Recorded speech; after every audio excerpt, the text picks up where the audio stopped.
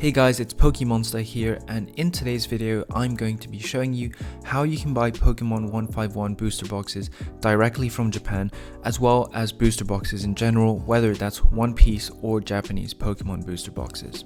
So in today's video I'm just going to be focusing on how you can buy booster boxes and not single cards, because buying single cards, obviously there's a lot more websites that you want to be looking at.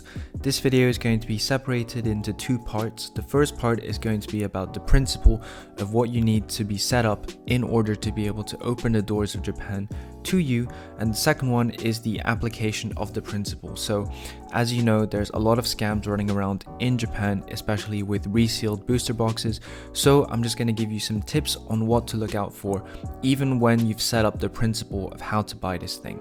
And finally, the other reason why I've decided to make this guide now is because there are rumors, don't hold me to it, but there are rumors that 151 is getting yet another reprint.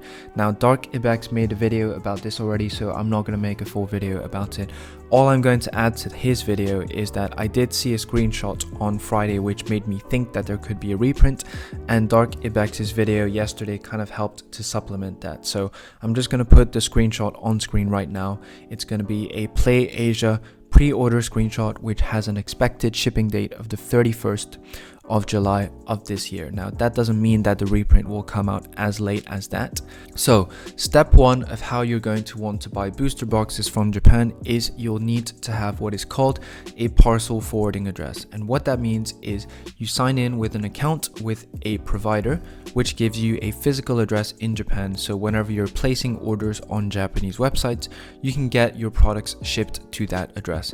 Now, this video is not sponsored and there are a few options available to you. My pick would be Blackship. Now, you can do either Blackship, Tenso, or other providers, but my recommendation is Blackship. So let's take a look at how to sign up for Blackship. So here is the webpage for Blackship. If you don't have a username already, make sure you click on the Get Started button and you'll see that I did try signing up recently. So if you don't have an account, this is where it's going to ask you to put in all your details. And then once you've put in your email address plus a password, it will give you this signed up successfully thing, and you'll have to go check your email and then verify it. And you're going to want to click confirm my account here. Okay, so for the purposes of this video, I've logged into my main account so you can see what the user interface is like. There is a rewards program that you can sign up to, because just remember that this service is for obvious reasons not free.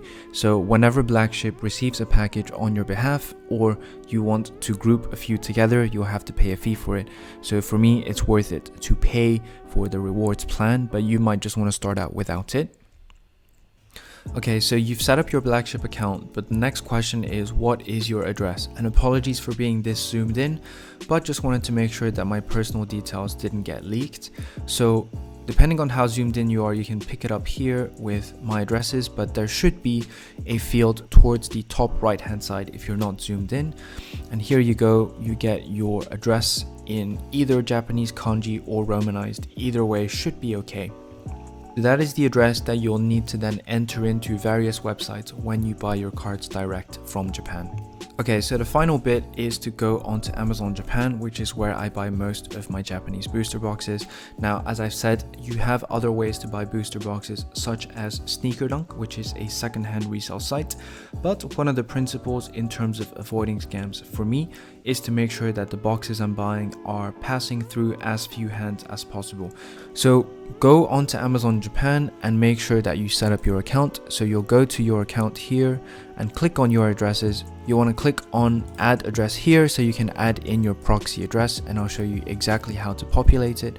So the fields don't match up exactly but are pretty much there. So what you want here is full name, phone number. Here you can see the field doesn't exactly match up with the digits on your Blackship, but just put them all together in the numbering. So 045 225 9061. That's totally fine, it'll register.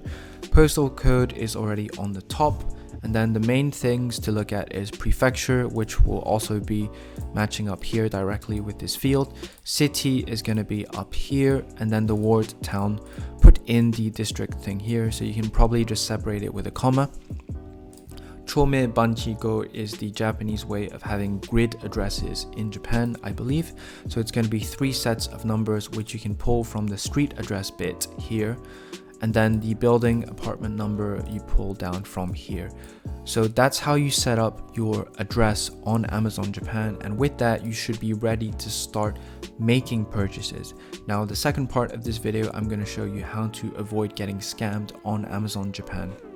Without further ado, let's find out how to actually buy boxes from Japan now that you have your address set up on Amazon Japan.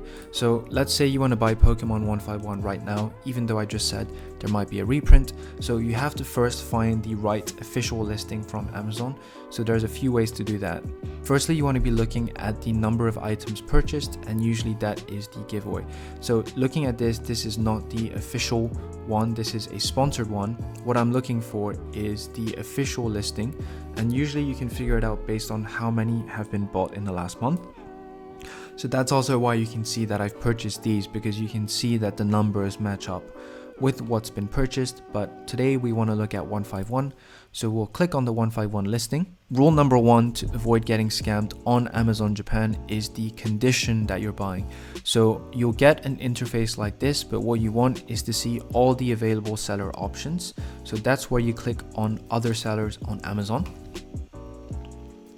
And the number 1 rule that you want to avoid is buying used goods, okay? Because these will be searched or opened already. So you want to click on the filter and click on new condition. And the reason why is I'll show you exactly why. So let's take a look at this seller, Uptrend, and what they're actually saying here. So I'm going to translate this page. There you go. The description confirms it's a set of 20 loose packs without a box, and the way they phrase it is so sneaky, right? Please note that due to the nature of the product, there is a possibility that rare cards will not be included. No, we know exactly what you're doing with this, which is you're actually searching and replacing packs that have an SR in with just dead packs. So when you're buying, just make sure so what you want to do is click on filter and new, only new, okay? So that's rule 1. But just note that even when you're buying new boxes, you're not through all the hoops yet. So the next thing is you want to buy from specific sellers that you trust. Best way to do that is looking at the number of ratings that the seller have, as well as the number of positive ratings that they've got. So if I'm buying 151, I'm avoiding new stores like this. Just don't do it, is my advice. It's not worth the tiny amount of money you're saving for the increased risk of it being tampered with. So looking at these sellers that are on my screen, I would not buy from any of these because they simply don't have enough ratings, and you can know what a good rating is based on the number here and the number here. So this one has 4,523 ratings. So I have a few stores that I trust, and that doesn't mean that the others aren't. But when you're looking through, also make sure that you're reading the description, because there are some sellers that will sneakily list their products as new, but then give you some dead giveaways in the description that it isn't actually new. So when you're looking at a seller to choose from, you want to make sure that in the description they are saying that the boxes come with full shrink wrap, like this. Okay, this one looks legit to me, but I don't want to sign off on it because I've never used them. But in terms of how you want to do your DD in looking at a seller, you want to make sure that you're clicking on their profile and look at the reviews. Because the next tip I'm going to give you is that sometimes when people give 1-star reviews, Amazon wipes out the review for some reason. It looks like they are protecting these sellers, and I believe that this rating then doesn't feed back into their score. For example, this was a 1-star rating, and as you can see, it's not even registered on here. So when you're doing your DD on what seller to buy from, you want to make sure that you're looking into the ratings, as well as how many ratings they've actually had in the last 12 months, because what you're looking at here is their lifetime ratings. Even then, you want to look out for any crossed out ratings. The next thing that you want to look out for is reviews that relate to booster boxes, because the ratings that you're seeing on here are ratings for their overall store. And one thing that can always be of comfort is when you've got an English review on it amidst a sea of Japanese reviews. Don't forget that Amazon Japan is a Japanese website, so the primary customers are still Japanese. But when you do see foreign people commenting, it does give you that extra bit of comfort, because usually a foreign person is buying booster boxes and will tell you what their experience is. Let's take a look at this review as well, because this review is again about booster boxes. I believe it's Dragon Ball though, based on the SCR reference. Here you go. This review is about buying booster boxes, about packaging, and the card inclusion rate.